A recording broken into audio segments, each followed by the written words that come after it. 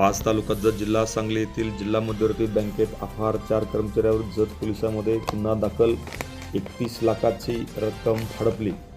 सांगली जिल्हा मध्यवर्ती बँकेच्या बाज शाखेमध्ये पीक विमा खात्यावरील 31,86,500 रुपयाची रक्कम संगनमताने परस्पर काढून अपहार केल्याप्रकरणी 4 कर्मचाऱ्यावर जत पोलिसांमध्ये गुन्हा दाखल करण्यात आलेला आहे।